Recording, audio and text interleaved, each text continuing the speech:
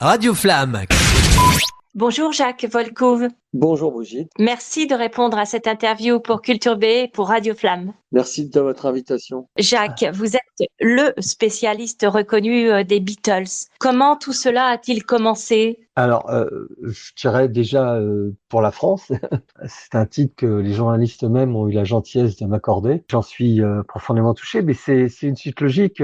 J'ai déjà raconté ça dans un bouquin qui s'appelle Beatles Collector, qui est paru il y a quelques années. On avait, mon frère et moi, un père qui était un mélomane, et quand il rentrait de son boulot, il rentrait avec des disques sous le bras, des disques de musique classique, de jazz, de negro spiritual, de gospel. Donc, on a été dans toute notre plus tendre enfance baigné de musique de qualité. J'ai jamais entendu mon père rapporter chez nous des disques de variété de bas étage. Donc, immanquablement, ça forme l'oreille. Et puis, quand on était en âge de choisir nos propres idoles, entre guillemets, quand les artistes qui nous attiraient le plus, eh bien, on est allé vers les meilleurs, autrement dit les Beatles. Et c'était mi-60, les années 60, années 67. Voilà, notre première année de lycée. Les parents sont des formateurs musicaux, c'est clair, mais est-ce qu'il y a eu vraiment un élément déclencheur pour Ah, vous? absolument, absolument. Oui, il se trouve que mon frère, qui est un tout petit peu âgé que moi, a subi un petit problème de santé, et il avait redoublé une année, ce qui fait qu'on s'est retrouvé au lycée lors de dans la même classe. Et on avait un prof d'anglais qui était commun. Et à l'époque, je préférais Jimi Hendrix aux Beatles. Et mon frère avait un copain qui lui a dit oui, mais il y a ce groupe anglais qui a sorti un disque extraordinaire. Cet album, c'était Sgt. Pepper's Lonely Hearts Club Band. Et il nous a prêté l'album. Et là, c'est comme Obélix qui tombe dans la potion magique. C'était une rencontre absolue et définitive pour le reste de ma vie. Où la musique, les paroles, et puis après, ma passion m'a conduit à essayer de comprendre ce qu'ils disaient dans leurs chansons. Il y a quelque chose que je trouvais très intéressant, c'est quand les Beatles donnaient des interviews, les journalistes autour d'eux éclataient de rire. Je me suis dit, mais j'aimerais bien rigoler moi aussi. Donc j'ai appris l'anglais pour aussi pouvoir me bidonner lorsque j'entendais les interviews des Beatles. Et puis bon, le reste suit, il y a une suite logique. Des artistes qui n'arrêtent pas de se renouveler, qui offrent des disques qui sont des suites de morceaux qui sont des chefs-d'œuvre les uns derrière les autres, et qui chacun renouvelle la musique. Alors, comme justement, Jacques Volkov, vous avez analysé vraiment la carrière des Beatles, vous avez fait un gros travail de recherche. J'ai envie de vous demander, il y a beaucoup de fake news qui ont circulé sur les Beatles. Par exemple, Paul is dead. Est-ce que vous avez creusé cette légende sur la mort de Paul qui aurait été annoncée sur sur une chanson, si je ne me trompe pas, Revolution Number 9? Lorsque j'ai fondé le club des cadets Liverpool avec des amis, donc le club des Beatles en France, on avait un magazine qui s'appelait The Fab Four Publication, et on a consacré tout le numéro 6 à cette légende. Par ailleurs, il y a 3-4 ans, on m'a demandé de faire une masterclass sur le sujet à côté de Lyon. Et j'ai fait une masterclass de 3 heures. Alors, c'est pas uniquement Revolution Number 9, ça implique 5-6 albums des Beatles, ça implique un certain nombre de séances photographiques, et il y a effectivement des indices sonores aussi. Alors, je vais en prendre qu'un seul. Alors, on va les appeler les complotistes. Ces gens-là disent que sur la pochette de l'album Abbey Road, qui était le dernier album des Beatles, lorsqu'ils traversent la rue donc, qui est juste à côté de leur studio, ce jour-là, il y avait des voitures qui étaient garées dans une petite coccinelle qu'on appelle une Beetle en anglais, sur la gauche, et il y a une plaque numérologique. Et sur la plaque numérologique, les complotistes ont cru lire LMW 28IF. Donc, si on traduit, ça veut dire Living McCartney was 28 if. C'est-à-dire, si Paul McCartney était encore vivant au moment de la sortie d'Abbey Road, il aurait eu 28 ans. Le problème, c'est qu'il y a deux trucs qui collent pas du tout. En anglais, en lettres capitales, le 1 et le I, c'est un bâton. Donc, c'est pas LMW 28IF et LMW 281F. Donc déjà, c'est plus du tout la même chose. Et si on calcule, au moment de la sortie de l'album Abbey Road, Paul McCartney n'aura pas eu 28 ans, mais 29 ans. Donc voilà un exemple d'un des indices qui tombe à l'eau, et tout était à l'avenant. Moi, je m'amuse beaucoup à démonter chacun de ces indices, mais c'est drôle. Alors, bien entendu, si on fait un raisonnement cartésien, ça tient pas la route une seconde. C'est-à-dire que, en admettant que Paul McCartney a eu un accident et qu'il en est mort et que les Beatles ont décidé de prendre un remplaçant qui lui ressemble, qui lui aurait fait faire une opération chirurgicale esthétique, d'accord, mais McCartney était gaucher, donc il aurait fallu que ce remplaçant soit gaucher aussi, qu'il apprenne à être gaucher. Ensuite, comment faire pour Et qu'il composer les chante chansons? aussi bien et qu'il compose aussi bien. Voilà, et puis surtout, si on continue le raisonnement, c'est lui qui a séparé les Beatles, c'est McCartney qui a séparé les Beatles. C'est quand même lui qui a enregistré le plus grand nombre d'albums après la carrière en carrière solo, et c'est lui qui a fait le plus grand nombre de tournées en solo. Donc, autrement dit, le sosie serait plus talentueux que l'original. Bravo. Voilà, ça c'est dit.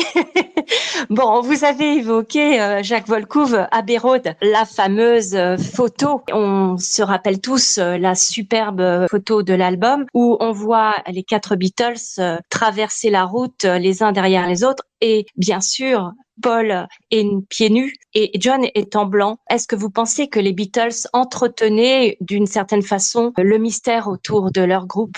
Il faut savoir que pour cette photo qui a été prise par Ian Macmillan, qui était un ami d'abord de Yoko Ono, il a eu à peine une demi-heure pour faire la séance photo, ce qui est absolument incroyable parce que pour une séance photo, en général, les artistes passent une demi-journée, voire une journée complète avec un photographe. Il les a photographiés 6 fois, 3 fois d'un côté et 3 fois de l'autre. C'est la 5e photo qui est celle qui a été utilisée pour la pochette de l'album. Et sur les premières prises, Paul, il est pas pieds nus, il a des nuquets. Bon, il se trouve qu'il faisait très chaud ce jour-là, donc il a décidé de retirer ses sandales, mais c'est tout. Il se trouve que le fait que les fans ou même les journalistes trouvent ou essayent de trouver des significations à leurs paroles de chansons a vraiment amusé Lennon. Et il s'en est moqué. On se souvient de cette anecdote. Il écrit I Am the Walrus et il avait l'un de ses copains d'enfance qui était chez lui, qui s'appelle Pete Shotton. Et une fois qu'il a terminé les paroles de chansons, il lui balance les textes et dit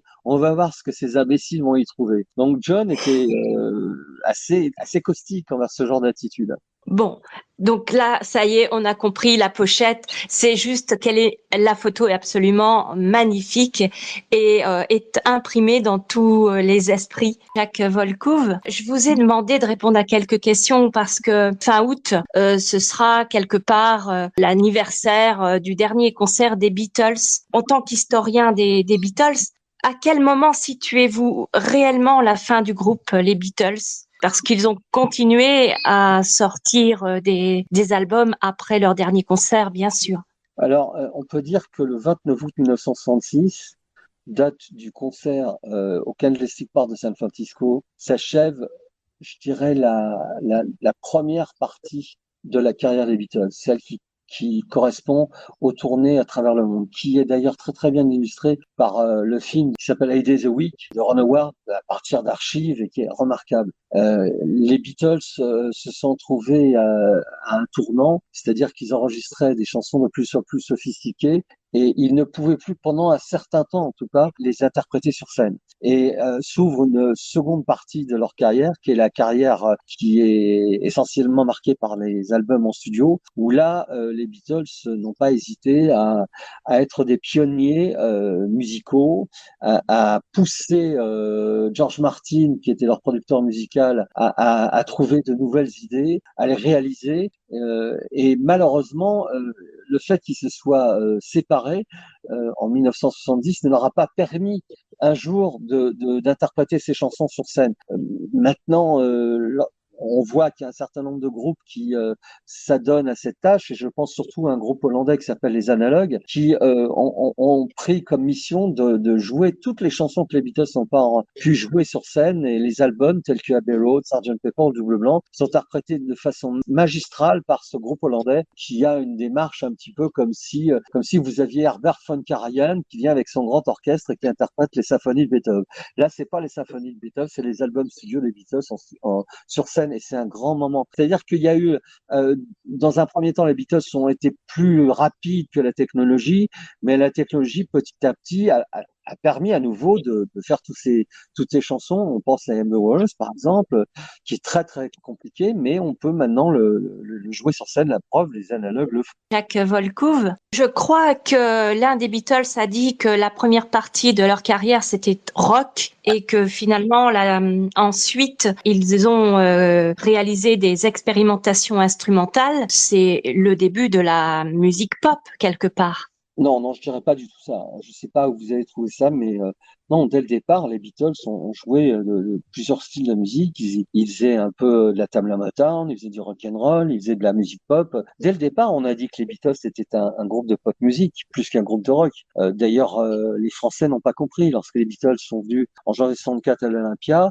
Ils savaient pas si c'était un groupe de blues, un groupe de rock, un groupe qui faisait de la pop, et c'est la raison pour laquelle ils n'ont pas rencontré à l'Olympia le même succès que ce qu'ils avaient à travers l'Europe, notamment en Suède où ça avait explosé quelques semaines auparavant. Non, et puis instrumental, non, la plupart des morceaux des Beatles, il y a très peu d'instrumentaux des Beatles. Il y en a un qui s'appelle Flying, qui est sur Magical Mystery Tour, et c'est quasiment tout. En tout cas, pendant la période où ils étaient ensemble, non, ils ont simplement eu envie de trouver de nouvelles technologies. Par exemple, le fait de jouer des morceaux, et je pense notamment à certains solos de guitare qui sont joués à l'envers. C'est ce genre de choses. Le fait de tout d'un coup prendre ces enregistrements et aller passer dans l'autre sens dans des petites boucles de bandes magnétiques, et ça a donné ces sons un peu spéciaux qu'on entend dans Tomorrow Never Knows. Bon, maintenant on sait comment les Beatles travaillent en studio, mais ce qui est formidable, c'est que d'abord les studios d'Abbey Road sont des studios qui ont été utilisés parmi les plus grands musiciens et tout un tas de musiques différentes. Il y avait des grands orchestres de musique classique qui étaient là, et souvent les instruments restaient soit dans les studios, soit dans les couloirs. Et lorsque les Beatles arrivaient, ils voyaient des instruments qu'ils connaissaient pas. Ils disaient à George Martin, c'est quoi cet instrument? Et George Martin disait, bah, c'est une épinette, ou c'est, je sais pas, un harmonium. Ah bah, quel son ça? Puis, ah bah, on va le mettre sur notre album. C'est-à-dire que, même s'ils connaissaient pas, ils demandaient à George Martin, et ils trouvaient, si le son leur plaisait, eh ben, ça trouvait une place dans une des chansons des Beatles. C'est ça qui a été formidable. Puis quand George Martin leur disait oui, mais c'est un peu décalé, les Beatles ont bah oui, bah justement, puisque c'est décalé, on va l'utiliser. Tout ce qui est interdit, on va le faire. En ce qui concerne leur séparation réelle, alors il y a bien sûr des théories et puis je pense qu'il y a certainement plusieurs éléments qui concordent vers cette séparation. Selon vous, Jacques Volkouve, qu'est-ce qui a provoqué la séparation des Beatles? Le show business, c'est le show business, c'est l'argent qui a tué les Beatles, c'est les contrats qui ont été signés et qui auraient pu les mener à leur perte. L'histoire du rock and roll regorge d'artistes qui se sont trouvés sur la paille parce qu'ils avaient signé des contrats qui n'étaient pas à leur avantage. On leur volait même le fait d'être les auteurs de leurs propres chansons. Je pense notamment à Chuck Berry qui, lorsqu'il voulait faire passer ses chansons sur les radios blanches, bah, je pense notamment à Alan Freed qui lui disait bah, je veux bien diffuser des chansons, mais on va les co-signer. Donc ça existait dans les années 50 et ça perdure. On connaît l'exemple de John Fogerty, le chanteur de Creedence Clearwater Revival, qui a perdu ses chansons pendant des années et qui n'a retrouvé la paternité de ses chansons que depuis quelques mois seulement. En ce qui concerne les Beatles, eh ben, quand ils sont arrivés, ils ont un petit peu essuyé les plâtres. Ils ne savaient pas qu'ils pouvaient être les propriétaires de leurs propres chansons. Donc on leur a conseillé de créer une maison d'édition qui s'appelait Neuf Songs. Alors je veux pas trop rentrer dans les détails parce que c'est trop long. On pourrait faire une émission de 3 heures là-dessus. Mais ce qu'il faut savoir, c'est que les Beatles, au moment où Brian Epstein, leur manager, est mort, bah, ça a précipité un certain nombre de problèmes qui sont remontés à la surface. Et pour résumer, pour être clair, ils ont découvert qu'ils n'avaient pas le droit de se séparer. Il y a un contrat qui stipulait que les Beatles devaient rester ensemble. D'autre part, lorsque l'un des Beatles faisait quelque chose en dehors des 3 autres, eh bien, même si les 3 autres n'avaient absolument rien fait sur cette œuvre, ils touchaient quand même de l'argent. Donc, au bout d'un moment, ça vous pose des problèmes tout de même. Et puis, il n'existait pas en tant qu'individualité. Il y avait un compte à la banque qui s'appelait le compte Beatles, mais il n'y avait pas de compte John Lennon, il n'y avait pas de compte Paul McCartney. S'ils avaient envie de s'acheter une maison, ça ne posait aucun problème. On envoyait la facture à la banque et c'était payé. Mais au bout d'un moment, vous avez envie de savoir, quand vous vendez des millions de disques à travers le monde, quelle est la part qui vous revient. Et la seule façon de faire ça, il fallait que l'un des quatre attaque les trois autres. C'est ce que Paul McCartney a fait au moment où Alan Klein est devenu le nouveau manager des Beatles. Lui n'était pas d'accord. Il a pris une autre décision de choisir son beau-père et son beau-frère, qui étaient des avocats très connus à New York, des avocats de show business. Et c'est lui qui était dans le vrai. Alors maintenant, les gens qui disent les femmes ont séparé les Beatles, ils ne s'entendaient plus. C'est très très secondaire. D'ailleurs, quand on s'engueule dans une relation, ça veut dire qu'il y a une relation forte. Hein. C'est pas parce qu'on s'engueule avec quelqu'un qu'on se sépare tout de suite. Hein. Non, non, non, non, ça je suis pas du tout d'accord. Au moins, c'est une raison qui n'est pas souvent évoquée lorsqu'on parle de la séparation des Beatles. Merci beaucoup, Jacques Volcouf, d'élargir un peu le débat de cette façon-là. Jacques Volcouf, justement, on parlait de cette impossibilité à se séparer, mais existe-t-il encore aujourd'hui des inédits des Beatles? Il y a un inédit qui est légendaire, qui est un instrumental que les Beatles ont enregistré en 67 au moment de Sgt. Pepper et qui n'est jamais sorti. Paul a dit qu'il aimerait le sortir un jour, mais George et Ringo n'étaient pas très très partants. Maintenant, on va avoir une chanson qui va sortir dans quelques semaines. Je pense que ce sera en septembre, d'après les nouvelles que j'ai eues. Paul a dit qu'il avait décidé de terminer l'enregistrement d'une chanson qui s'appelle Now and Then, qui était prévue au départ pour sortir sur le troisième double album de l'anthologie. Mais George s'est montré réticent. Donc en général, lorsque l'un des quatre Beatles n'était pas d'accord, eh ben ça sortait pas.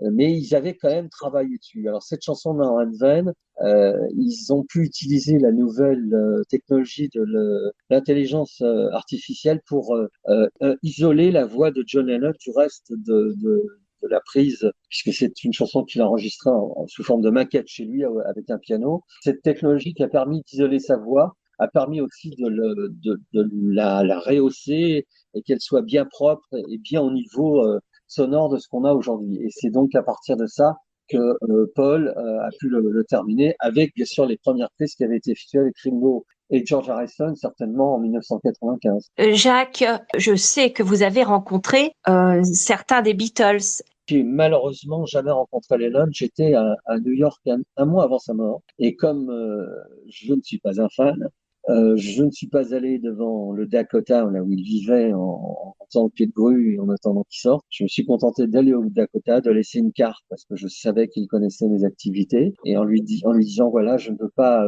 troubler ton travail en ce moment. Il était en train de promouvoir son album Double Fantasy et je lui ai dit je suis à deux blocs de rue du Dakota.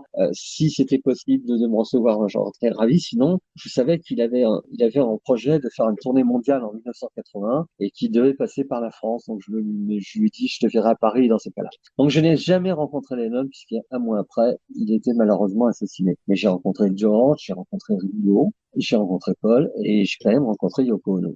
J'imagine que pour un passionné comme vous l'êtes, ça devait être un moment d'émotion incroyable de rencontrer les trois Beatles, George, Paul et Ringo. Surtout que je n'ai jamais voulu que ce soit des rencontres furtives, style ah, tu sors de l'hôtel, je te demande un autographe. Non, c'était toujours dans un cadre un peu professionnel, c'est-à-dire soit dans le cadre d'une interview où j'ai aidé le journaliste à faire les questions, soit moi-même avec les autres adhérents du club, notamment ceux qui étaient au bureau directeur du club, de le rencontrer dans une des suites, soit au Georges V, soit au Plaza Athénée. Mais il y a une anecdote drôle que je ne dirai jamais. Ringo Starr avait eu la gentillesse de nous recevoir dans sa suite du Georges V et on avait demandé à le rencontrer, non pas pour faire une interview avec lui, mais pour voir de quelle façon on pouvait l'aider à promouvoir de façon plus efficace sa carrière solo. Et nous étions avec mon frère avait son appareil photo et Ringo discutait avec moi, puis tout d'un coup il se lève et il quitte la suite dans laquelle nous étions, où on était assis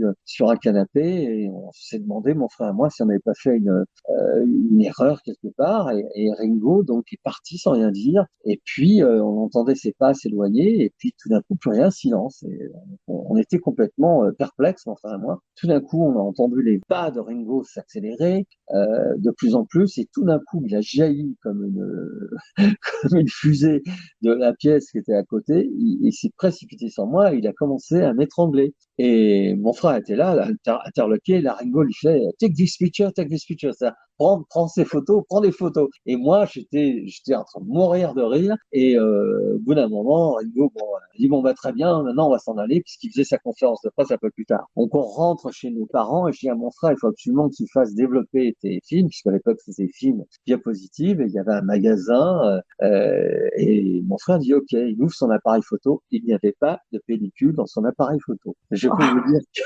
qu'il s'en souvient pas. Voilà. Et Ringo s'en souvient plus, parce que j'ai eu l'occasion de lui rappeler cette histoire, il s'en souvient plus non plus. Mais c'est ça qui est formidable, c'est-à-dire que être en présence de Ringo, de George, de Paul, sont des gens qui ont presque tous les talents. Ils ont cet humour dont je parlais au début de cette interview, des gens qui sont capables de se mettre en boîte, de tourner en dérision les choses, des gens qui n'étaient pas idiots, que lorsqu'ils parlaient d'un certain nombre de sujets sérieux, ils le faisaient de façon intelligente. Ils ont ce côté pied sur terre que seuls les gens de Liverpool possèdent. Puis bon, ils ont tous les autres talents qu'on connaît, c'est-à-dire ces extraordinaires créateurs de mélodies, ces mélodies qui sont inscrites dans un inconscient populaire qui fait que aujourd'hui encore on en parle et on va encore en parler dans quelques mois, je vous le promets. Puis à chaque fois qu'un disque des Beatles ressort, c'est l'événement. J'ai une page Facebook, il n'y a pas un seul jour où on ne parle pas des Beatles, il n'y a pas une information nouvelle. Alors quand je dis les Beatles, c'est bien sûr ensemble et séparément. Une chose que je peux remarquer, que j'ai remarqué depuis longtemps, à tout moment dans l'histoire des Beatles, depuis aussi loin que remontent les souvenirs, il y avait quelqu'un qui était là soit pour écrire, soit pour prendre une note, voir ce qui se passait, soit prendre des photos, soit enregistrer. C'est tout à fait extraordinaire. On a des photos sur les Beatles qui existent en années-lumière. C'est pas quelques centaines de photos. Et ça permet encore aujourd'hui de découvrir des choses qu'on n'a jamais vues auparavant. J'allais justement vous demander, Jacques Volcouve, y a-t-il encore une part de mystère dans l'histoire des Beatles? Est-ce qu'on sait tout d'eux, absolument tout? L'histoire des Beatles, c'est comme le tonneau des Danaïdes. C'est un truc sans fin. On découvre encore des choses aujourd'hui qui remettent complètement en cause qu'on connaissait depuis des années sur l'histoire des Beatles. Par exemple, les auditions chez Decca. Il y a une légende qui raconte que les Beatles ont été rejetés et qu'on a dit à Brian Epstein, Dick Crow, qui était le label manager, le directeur artistique, comme on dit à l'époque, aura dit à Brian Epstein, on n'aime pas le son de votre groupe, les groupes trois guitares, une batterie n'ont aucun avenir, donc on vous conseille de rester disquaire. Eh bien, il y a une découverte récemment qui a démontré que c'est totalement faux, que c'est une légende. Je vous dirai pas la vérité.